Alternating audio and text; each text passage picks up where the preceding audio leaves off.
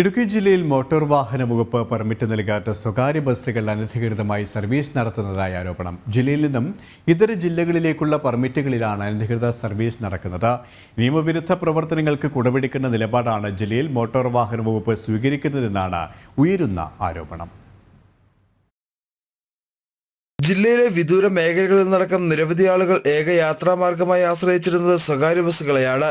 ഉൾനാടൻ പ്രദേശങ്ങളിൽ നിന്ന് ഇതര ജില്ലകളിലേക്കും പഠനങ്ങൾക്കും പോകണമെങ്കിൽ ഈ ബസ്സുകൾ മാത്രമായിരുന്നു ജനങ്ങൾക്ക് ആശ്രയം. എന്നാൽ 140 കിലോമീറ്ററിലധികമുള്ള ബസ്സുകളുടെ പെർമിറ്റ് പുതുക്കി നൽകാത്തത് മൂലം യാത്രക്കാർ വലഞ്ഞു. എന്നാൽ ഇപ്പോൾ ഇതേ റൂട്ടിൽ യാതൊരുവിധ പെർമിറ്റുകളും ഇല്ലാതെ അനധികൃതമായി സ്വകാര്യ ബസ്സുകൾ സർവീസ് നടത്തുകയാണ്. ജില്ലാ റീജിയണൽ ട്രാൻസ്പോർട്ട് ഓഫീസർക്ക് നൽകിയ വിവരാവകാശ അപേക്ഷയുടെ മറുപടിയായി ലഭിച്ചതും ഇതേ ഉത്തരങ്ങളാണ്.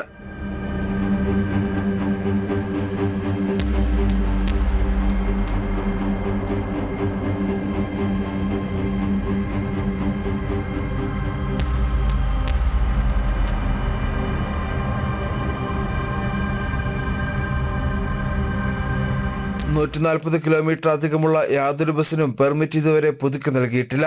ഇത്തരത്തിൽ പെർമിറ്റില്ലാതെ സഞ്ചരിക്കുന്ന വാഹനം അപകടത്തിൽപ്പെട്ടാൽ ഇൻഷുറൻസ് പരിരക്ഷ ആര് നൽകുമെന്ന ചോദ്യത്തിന് ഇൻഷുറൻസ് കമ്പനി മറുപടി പറയണം. വിഷയത്തിൽ ഉദ്യോഗസ്ഥ തലത്തിൽ നിന്നുള്ള ഉത്തരവാദിത്തമില്ലായ്മയാണ് ഉണ്ടായിരിക്കുന്നത് എന്നാണ് ഉയരുന്ന ആരോപണം. 18/12 ഇടുക്കി RTOയ്ക്ക് 18/12/2023 ഞാനൊരു വിവരാശം വെച്ചിട്ടുണ്ടായിരുന്നു. 140 കിലോമീറ്റർ മേലിൽ സർവീസ് നടത്തുന്ന വണ്ടിക്ക് പെർമിറ്റ് കൊടുത്തിട്ടുണ്ടോ, അത് കൊടുത്തേക്കുന്ന ആളാര് എന്ന് ചോദിച്ചൊരു വിവരാശം വെച്ചിട്ടുണ്ട്.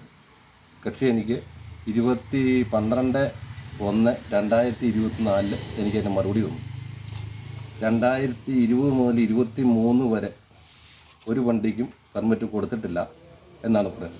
വകുപ്പ് മന്ത്രി KB ഗണേഷ് കുമാറിനടക്കം പരാതി നൽകിയിട്ടും വിഷയത്തിൽ ഇതുവരെ യാതൊരുവിധ നടപടിയും ഉണ്ടായിട്ടില്ല.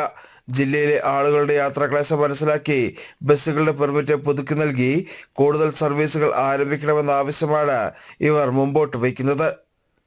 ജനം, ഇടുക്കി.